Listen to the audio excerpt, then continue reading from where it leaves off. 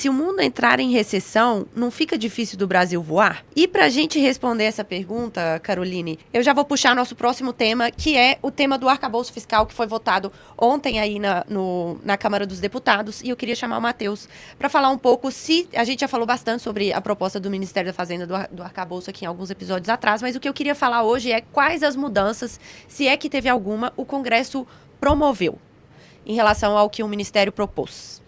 Ok, vamos lá. Então, muito boa notícia sobre o arcabouço ter passado com uma margem tão grande, 372 votos, era necessário 257, ou seja, foi uma margem até acima do que seria necessário para uma PEC, que é uma emenda constitucional. Lembrando que o arcabouço é uma lei complementar, ela é forte, mas ela não é tão forte quanto uma Constituição, mostrando que existe uma unidade dentro do Congresso que entende o arcabouço fiscal como uma medida não de governo, mas de país. Isso é o que se plantou. Essa é a narrativa do Congresso. Estamos votando de maneira uníssona nisso aqui, porque é de país. Precisamos virar essa página, que é uma página que a gente vive já há algum tempo. A pergunta é muito boa, porque se a gente está resolvendo os problemas e a gente tem alguma chance de voar, se os Estados Unidos encontram um problema, a gente não vai sentir também? Sim, se os Estados Unidos enfrentam um problema, a principal economia do mundo, a gente vai sentir o impacto disso, tanto nos ativos financeiros como na economia real. Costuma-se dizer que quando os Estados Unidos espirram, o mundo pega um resfriado junto. Não só ele, mas... Tomara que não pegue Covid.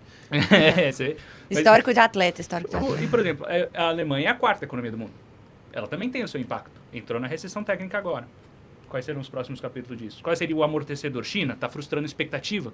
Qual é a saída do Brasil? Gasto do governo, que ele está aqui, né, tentando contratar alguma coisa para solucionar, mas extremamente dependente de receita, balanço comercial e daí principalmente agro, mas sofrendo com preço de commodity que poderia ser sofrer também, internacionalmente falando, com uma recessão global. Então o caminho não é fácil para o Brasil em uma recessão mundial, vamos deixar isso bem claro. A gente pode sobreviver por conta desses fatores, mas aos trancos e barrancos, porque a gente tem vários problemas internos. Sobre o arcabouço especificamente, como eu falei, existe uma unidade que entende que é um problema a ser endereçado, e de fato fez, conseguimos caminhar.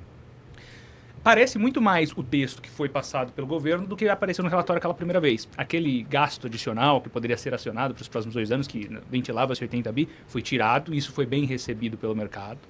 Outra coisa interessante, os relatórios bimestrais de controle também foram bem recebidos. Algo interessante, vai fomentar maiores estudos no Ministério do Planejamento, naquele Spending Review, que é uma coisa extremamente interessante que a equipe da Simone Tebet está trazendo. Inclusive, a equipe da Simone Tebet, muito bacana. No interior do Ministério do Planejamento é muito bom. E daí a gente caminha para o arcabouço.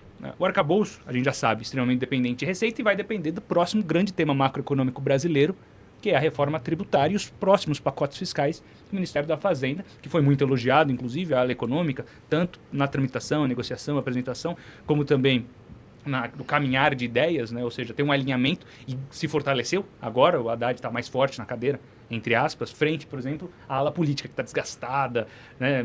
Difusa, confusa, etc. Então você tem agora uma reforma importante a ser feita, pacotes fiscais a serem apresentados, que, assim, precisam aumentar a arrecadação do governo para ele cumprir as metas contratadas e conseguir diminuir, porque o grande tema aqui, na verdade, é ancorar as expectativas que estão associadas à trajetória de endividamento brasileiro que explodiu no governo Dilma. Desde lá a gente está, né, lembrando o que aconteceu de 2014, 15, 16 em diante.